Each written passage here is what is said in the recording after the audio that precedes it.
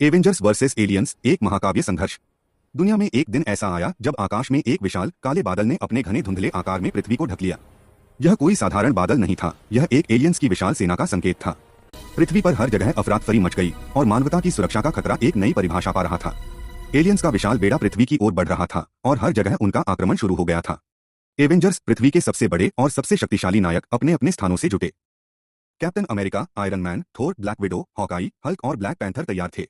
लेकिन उन्हें यह समझ नहीं आ रहा था कि इस बार वे किस प्रकार के दुश्मन से सामना करने वाले थे। ये एलियंस ना तो कोई साधारण सैनिक थे और ना ही सामान्य हथियारों से मारे जा सकते थे। आयरन मैन, टोनी स्टार्क ने अपनी अत्याधुनिक आर्मर को पहनते हुए कहा, हम सिर्फ बचाव नहीं कर सकते, हमें प्रतिवाद करना होगा। अगर हम नहीं लड़े तो ये हमें सबको खत्म कर देंगे। कैप्टन अमेरिका ने अपनी ढाल उठाते हुए कहा, हम इस दुनिया को बचाने के लिए यहाँ हैं। कोई भी खतरा, चाहे वह कितना भी बड़ा क्यों न हो, हमें इसे हराना होगा। इस बीच एलियंस ने हमला शुरू कर दिया।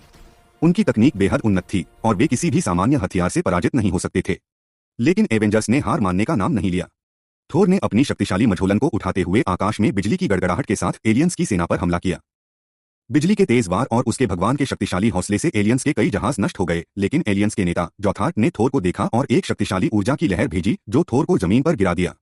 हल्क, जो हमेशा की तरह गुस्से में था, एक जबरदस्त गर्जना के साथ जॉथार की ओर दौड़ा। उसकी ताकत इतनी अधिक थी कि वह एलियंस के सैनिकों को एक एक करके कुचलता जा रहा था। लेकिन जॉथार की सेना भी कम नहीं थी। वह हल्क के खिलाफ अपनी नशीली गैसों का इस्तेमाल कर रहे थे, जिससे हल्क थोड़ी देर के लिए कमजोर पड़ा। इसी बीच ब्लैक विडो और हॉकाई ने रणनीतिक रूप से एलियंस के ज्यादातर सैनिकों को नष्ट करने के लिए अपने चतुराई और विशेषज्ञता का इस्तेमाल किया। ब्लैक विडो ने अपनी चुस्त चालाकियों से एलियंस के बंकरों में